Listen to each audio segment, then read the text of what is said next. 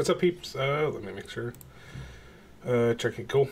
What's up, peeps? Spencer Smooth here. It's part 2 of the Inside Star Citizen driving force. I talked about last time the vehicles, kind of usage and stuff like that. This I'm going to, I think it's about the halves and stuff. I kind of like previewed a little bit, but we'll see. Yeah, thanks for watching. Right, if you want to if you're wondering why I missed some time, it's in the first one. I don't want to just put it in twice. So yeah, yeah, I'm gonna start and let's go. Maybe you'll spend your time in your hab, your outpost, or your local hospital. Let's take a look now at how some of those are progressing and more in this week's Sprint Report. Starting things off this week, let's begin with some smaller updates from the EU-PU feature team, who just completed a sprint on bug fixes and visual updates to existing systems like the refinery kiosks, including this new welcome splash screen and a fix to the close window button that, well, wasn't working before. They also added an auto logout for those people who go to the library and like to leave their email open for anyone else to see. They also continue to work on the mining UI in line with the new subcomponents we talked about last week. The new additions allow for the display of precise benefits from each component, and also work for the previous consumables as well, so players can better and more knowledgeably tune their mining experience. They're also working on animating the scan bars as part of an overall push to expose more and more information to the player. Members of the modular content... Yeah. The scanning is interesting because, I mean, there's a video a while back about, like, with the scanners and stuff, and it's just exciting. Like, it's exciting stuff because that's, like, another way of seeing the world, right? And, like, it is a direct way of, like, giving the player, like, feedback of where they are and what they're doing, right? Like, so, if you think about it, like, it is another... It's like another sense, right? I guess I think that's the best word I can use. So it's like it's like getting more eyes or whatever. Like it and with that, designing around like sensors, right? And like, okay, what does that give you, the player? That helps out with like giving them enough information for the player to make their own decisions, right? And game design is having the player make their own decisions. That's what makes it a difference. Like, games different from movies is like, movies, you don't make any decisions. Games, you make decisions in. I mean, sometimes it could be linear, but you still are making decisions while you're playing, right? Of how to do things. If it's not, then it's either a bad game or... like, it is just something on rails, which, you know, it's, we talk about it. But anyway, so, like, you know, with a sensor, it just adds more, right? And then, you know, there's going to be an exploration. So they're really trying to test out, like, how much information they want to give, right? Because right now, what this game is about data collection. Designers work off of data. Like they take the data that they get, right, and then they go through and say, okay, this is how I want the player to experience this, and is the player experiencing this? Is it, if they're not, then what's the issue? If they are, then can they experience it differently or whatever? And right now, like, that's what beta testing and alpha testing, really what we're doing, is all about, is the experience and getting the feedback, right? And it's just important. So they're gaining information to make, like, and also building the systems in the code, most likely, to make the scanning of like, you know, exploring, right? Like the prospecting for mining, right? Not just in the prospector, but like creating a base, like a homestead, right? There's going to be mining aspects to that too. And they're creating that. So it's super cool, and yeah, pretty awesome. So yeah, that's my sensors. I like the sensors thing because it's big. It's just big. The team recently completed a sprint on the non-commercial overlays for refinery decks coming to Alpha 313.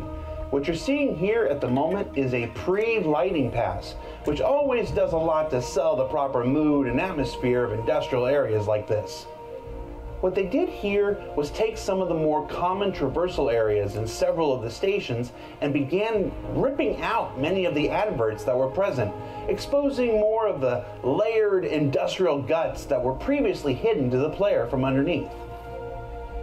Also gone are some of the seating areas, plants, decor, and other amenities found in the larger stations, and a more utilitarian and functional space is left in its wake. Now, this isn't being applied to every station, but only a few select smaller ones with refinery decks in an effort to distinguish them a bit more from their flashier, more commercialized cousins. Yeah.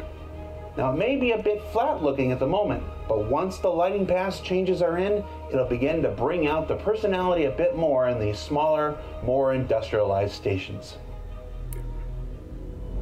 If you remember our segment on the Interaction Zoo with Calyx from last year, you may be excited to hear that folks from the lighting team have begun to dig into his toy box of technical knickknacks and playthings to set up a habitation test bed of their own, starting with splitting all of the existing lighting into sectional circuits that can be controlled or affected by the player individually, such as a proximity sensor in the foyer to light and delight the entrance, a master control panel with different lighting states for the entire hab, So crazy. localized controls for each distinct area like the kitchen or the bunk. And then, in case you still weren't able to set exactly the mood you're looking for, control of the individualized prop lights like lamps, giving players unprecedented control of how they light their own space. It's like the question I have is like, why, right? Like, and I like it's. I think it's cool. I think it's amazing that they're actually doing this stuff, and it shows that what type of company they are. And I mean, I like, you can kind of call me a white knight of Star Citizen. I really do think they do bad stuff, but from everything that I see, like all this stuff or most of the stuff is just so like over the top, right? Like they did not have to do this. They did not have to come in and do the lighting in the halves, right? Like, you know, is it time well spent? I don't know, right? Like we can kind of have a discussion about production, but like I trust them to know what they're doing because they're very skilled. Like they, like a lot of them have been in the industry for a long time, so like, you know, their experience, right? And we're putting faith in these peeps, but like there's like it functionally, if you look at it, there's no real reason to do the lights like this, but kind of, right? Like there's always a, for me, I try to look at what, like, you know, as a producer, what would they see, right?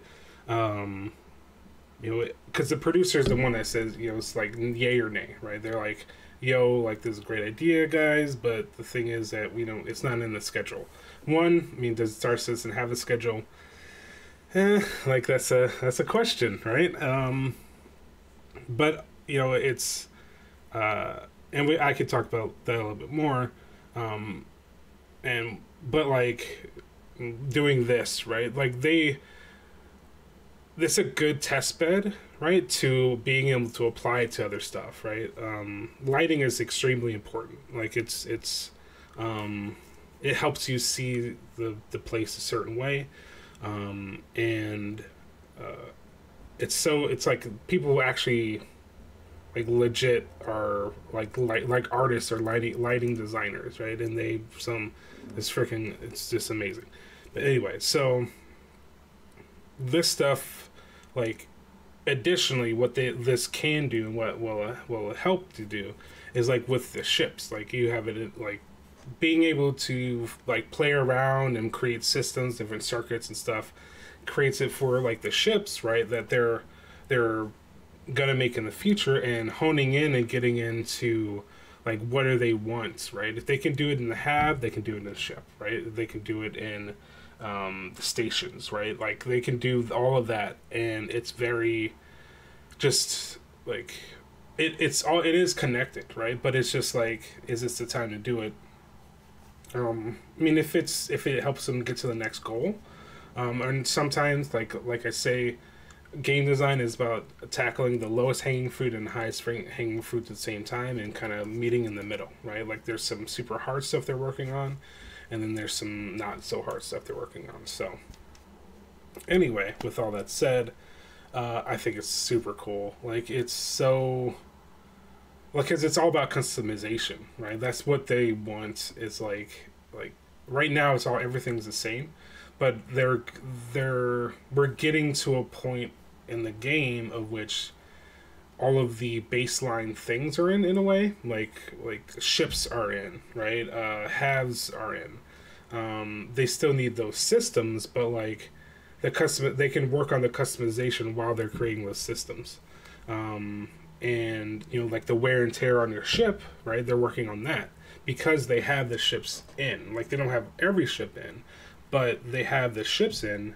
And me personally, I would rather them work on what they have and not make any more ships, and then get that technology down. So then, therefore, when the ships do come out later, they don't have to go back and rework every ship, right? Like if we look at the engineering gameplay, unless they're putting decent hooks in, but it's just like, do you really know what hooks you need? The issue is that once they create the gameplay of the engineering gameplay, they have to go back through every ship that they've created already and apply this mini game to it, right? So anyway, kind of got off track there, but lighting, it's just super cool. It's super cool, and you can carry it around and stuff, like, and it just looks good. Just looks good. The next step in this prototyping is to explore integrating the destructible and replaceable colored lights from the interaction zoo, providing even more customization options for players going forward. Yeah, super cool. Let's check in on the continuing white box progress of hospitals by stepping into New Babbage once more and seeing where they're at. Now this is the view when you leave the service ward and enter the lobby, and right off the bat we can see the ceiling has been altered since the last we saw it to reveal even more of the Aspire Grand up above. The pharmacy is still on the right, but now on the left we have new information and security stations as well. Now if we head back into the wards themselves, we can find nice communal areas like this gorgeous view of the New Babbage skyline. Off to the left and right leads to nurse and doctor and triage stations, and many of the kinds of areas you'd expect to find in a fully functioning hospital. Now even though this is still in white box phase, you can imagine what it'll look like with New Babbage's trademark signage helping to distinguish between the various recovery rooms, surgical theaters, storage areas, blood labs, and more. And if you play like I do, you're going to spend a lot of time here, so it's important that it can handle the load. Did I make that same joke last time? You bet I did. It's a test to see if anybody's paying attention to what's being said here. Fidelity, immersion, bespoke. The hospital will really punch above its weight class. Now, it wouldn't be a sprint report these days without a continuing look at the progress of our colonialism outposts. So here's a look at further white box progress. Most of the work this sprint was in determining all the things white box is normally used for, such as working out how all the various modules will connect and function with one another, figuring out... I just realized, I don't know if you guys know what white boxing is, but I'll just explain it real quick, because it's come up twice, and I just kind of... I know what it is, and I kind of go, okay, cool, whatever. White boxing is pretty much the architecture, right? What they do is they go through and say like in a Mario level, right? They'll white box out a Mario level. Let's say the old school Mario level, which they did in Mario anyway, Anyway, the old school Mario levels, like, 2D, they would white box everything out, right? Because they want to get the feel of it, right? They want to get the, how, like, the lighting is helpful and all that stuff to figure out if there's, like, what is the purpose for the player, right? And then from there, kind of white box around that idea. And that's what they're doing with this, and also with the like, you see it's all white, right? That's why it's called white boxing. It's all white, and then at the bottom here, you see, like, this is the meters, right? Because they want to get the scaling right. 3 meters or 2 meters, right? 2 meters. Boxes, like 2x2s, and they want to get the scaling right. They want to, see how it feels walking around the place, right? Because the textures are a lot of the work, right? I won't say that the 3D modeling of this stuff is easy, right? Like, if we look at it here, like, I'm not going to say, like, this stuff is easy to do. It's just not as hard to do in certain circumstances, right? If there's something super detailed and stuff like that, all that stuff. But, like, having the white box here, like, makes it so you can create something decently quickly and then get the feel of it and then start adding colors in, right? And adding textures and to see, more of the, like, and they'll do it in steps too. You'll see incrementations, right? Because game design and game creation is about incrementing on what you have, and making it better and making small adjustments, right, to it, right? And like this architecture here, like, okay, they white boxed it out, and then he said, okay, they created, is there a better, no, yeah, okay, so, like, they white boxed it out, and then last thing, they're like, oh, well, we want to show more of the whatever pyramid thing this is, and that's what white boxing's about. And it helps to make the scaling correctly, so when they go to the textures, they can create the scale, the textures at the scale, so it's not a lot of computing to like make it bigger or smaller, right? Like, because they wrap, like, textures are wrapped around a 3D object. They're a 2D thing wrapped around a 3D object, and doing it in the right way, like, makes it so that they can actually do it, like, wrap correctly, if that's what I'm trying to say. So just interesting, and that's what white boxing is about. If anybody was wondering, and, like, it looks kind of weird first, but then they add stuff, right? They white box. They don't necessarily white box characters. It's more architecture, but they'll, like, create, like, oh, this is a cool thing, right? Or, like, a lot of characters are actually more, what's that called? Concept art, right? Like, concept art and character creation, then they can add, but and also, like, places too, like spaces also, but the spaces are white boxed before, like, it goes concept art, white boxing, then texturing. So that's the path. So yeah. Oh. So here's a look at further white box progress. Most of the work this sprint was in determining all the things white box is normally used for, such as working out how all the various modules will connect and function with one another, figuring out how to set up the necessary viz areas while adapting for the sloped exterior walls, continuing to work out all the necessary runtime environment probes needed to allow lighting from the exterior to creep in through the windows to the interior, and potentially the other way around as well. Basically, it's work preserving the necessary modularity so that these outposts can work in multiple configurations, while adapting the blend tech to properly allow for spill into each room without noticeable line. Yeah, so the reason that there's a lot of people around, or these characters, is because of scale. Yeah. everywhere. Folks also want to take another pass at this bathroom area, which is currently feeling a bit too much like a spaceship and not what we'd expect to see in a frontier outpost. They're also working with design to mark out interactable areas or future spaces for players to customize their space further with equipment or even decorative flair all their own. The social space in the center has gone through several iterations in the last couple weeks. As things sometimes do, it began to balloon in size before it was decided to bring it back in to a more intimate setting. Here we see one of the various connection collars that can link to a number of different modules, including this garage we first showed a couple weeks ago. The current thinking here is that there should be an airlock here so that the garage can be depressurized if necessary on certain planets or moons, as well as a hatch up above for the very same reason.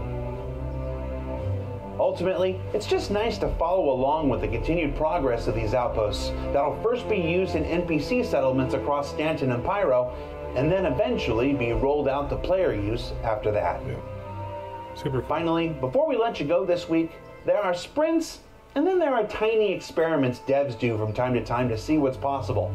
And recently, someone on the VFX team tried revisiting our existing lightning effects ahead of some expected work on Pyro, and then combining that with our new and upcoming emissive particle lighting system to see if they could improve the look of one of Star Citizen's oldest assets, the dying star from Arena Commander. Now this is literally a VFX doodle done during a meeting, but it's got others excited about the possibilities not just in improving existing maps like Arena Commander, but applications elsewhere like in gas clouds in the persistent universe and at the center of the forthcoming Pyro system, which was the inspiration for Arena Commander's map to begin with. So what did we learn this week? Well, we learned that there are many ways left to... Alright, I'm going to cut it there.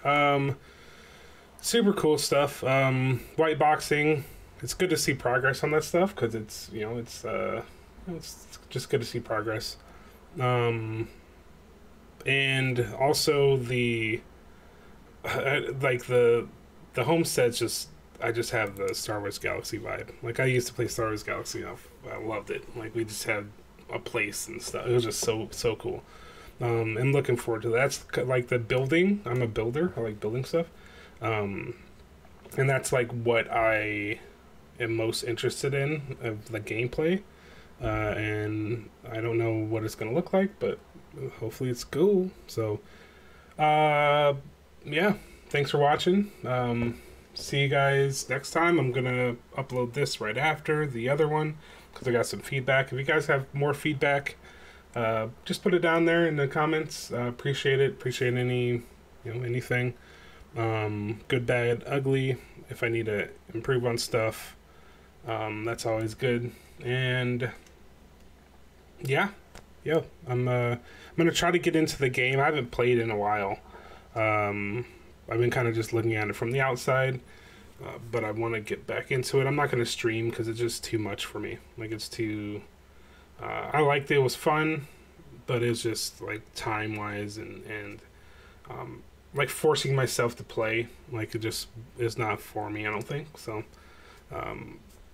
Yeah, but I do like to look at this stuff, and I'm not necessarily playing it right now, but it being able to like see the progress, right? And it's super cool to see. So anyway, you guys have a good day, and bye.